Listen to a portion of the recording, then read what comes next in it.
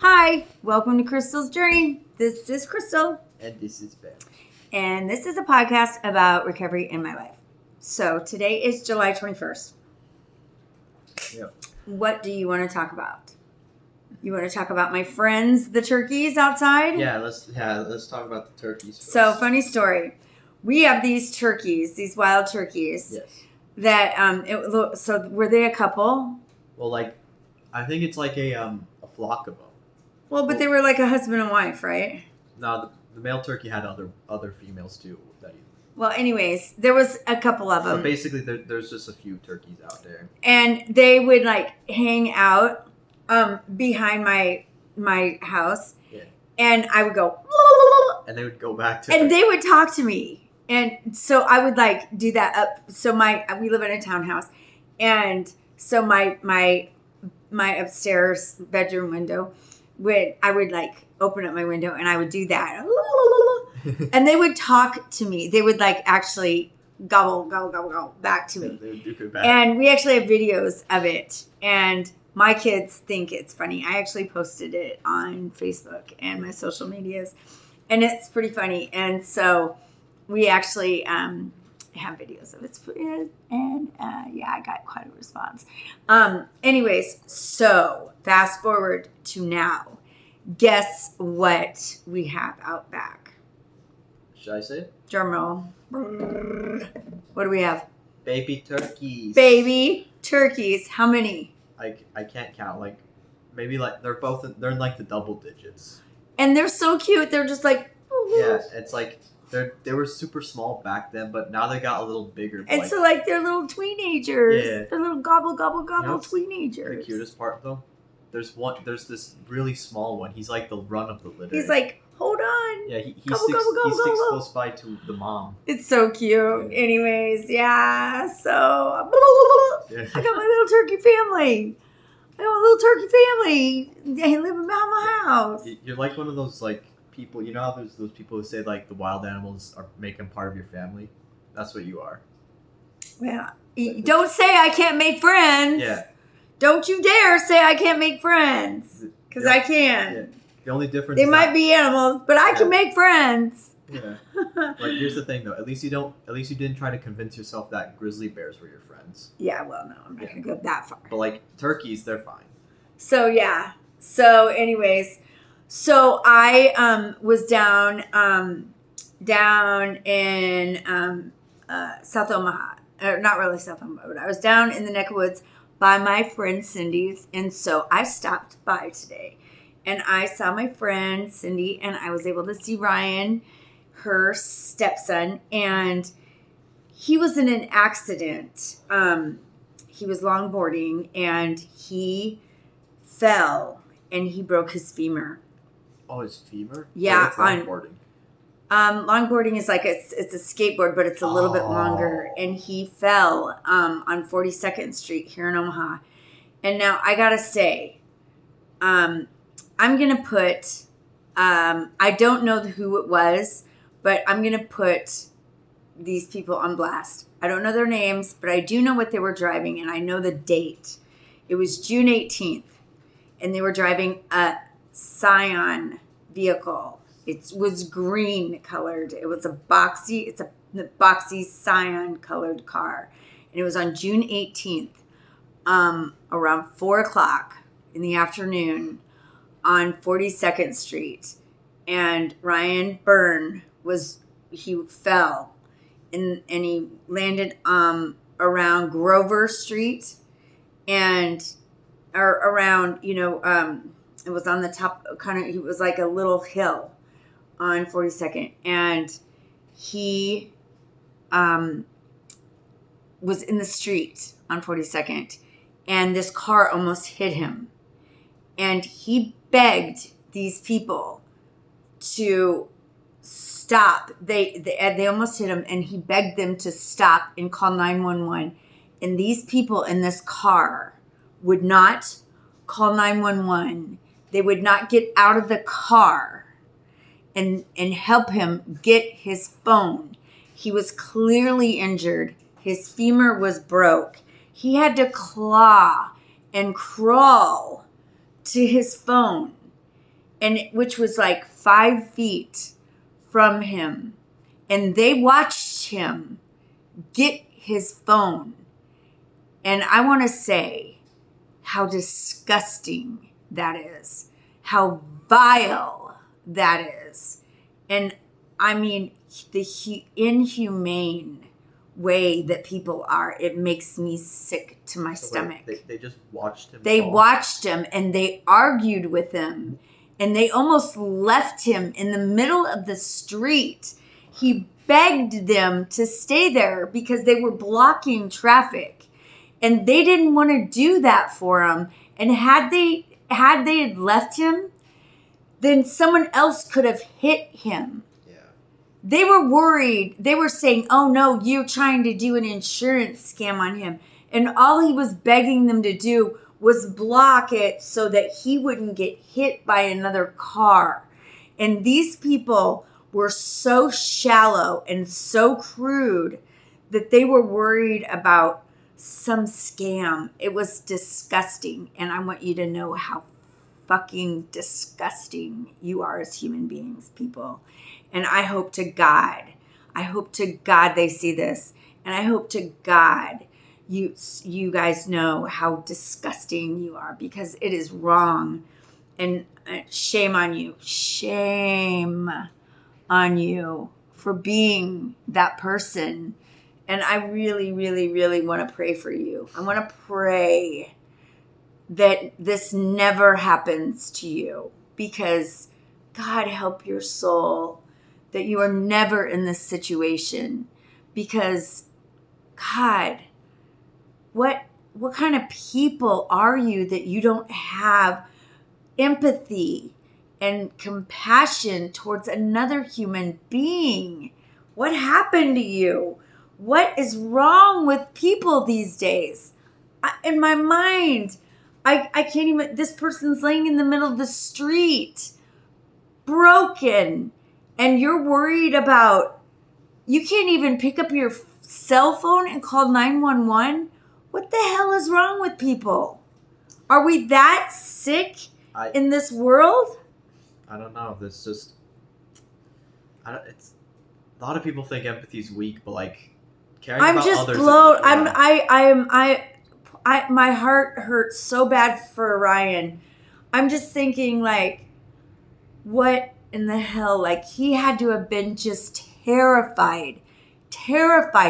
Imagine laying in that street, seeing that car coming, and thinking, oh my God, they're going to run me over.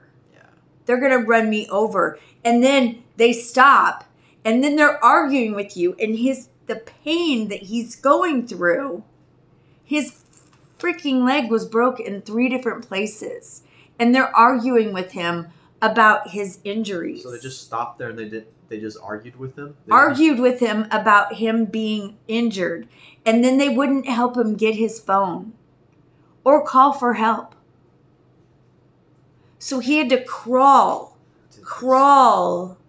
to get to his phone, which was 5 feet away. The fuck?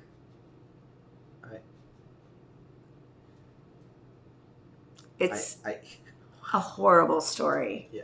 They were driving a green Scion. So they live in that area, Right. I'm assuming. It's terrible. I mean, just haunting. It's haunting. Yeah. And I'm disgusted. It's disgusting. Yeah. And I just want you people to know that shame on you, and God help your soul. You know, I'm going to pray for you every day for the next 2 weeks. And I'm going to pray that I don't think about you anymore, because I'm just really disgusted that you, and it was a family. It was a family. You know, so they have children. So their children saw their parents acting like that. So these are people that are showing their children that it's okay to watch people and to treat people like that. So these children are seeing that. So not only are they, showing their examples, So their children are going to grow up thinking that this is okay to treat Yeah. people like that. Just more assholes that we just can't seem to shake. That's the problem with all these, like, It's awful. yeah. It's awful. Like, that's the worst part, is that, like, There's all they're those just bad- all those many. evils. They're just going to be many assholes Yeah, running all around. these- not just, like, assholes, but, like, all the, like, evils in the world, they happen because people just won't let them go. We just can't shake it off of us, apparently. It's just so sad. And I mean, poor Ryan. And Ryan is the nicest guy. He said when he was telling me, he was like, Crystal, you know me. I was just like, please don't leave me. Please don't leave me. And please just help me. And, and they were just like arguing with it, saying that he was trying to pull a scam on him. And I was like, what the fuck kind of scam are you trying to pull? Like, crazy. Yeah. I mean, and if they're driving a Scion, like what kind of, like you guys have a bunch of money, like it's not like you're driving a Mercedes or something. Like, what do you got a bunch of money when you're Scion, Whatever. Anyways, it's really sad and disappointing, and it takes all kinds in this world, and God help them, and we're just gonna pray every day that God fix them, bless them, fix us, right? Yeah. Bless them, fix us. That's all we can do. Bless them, fix us. Yeah.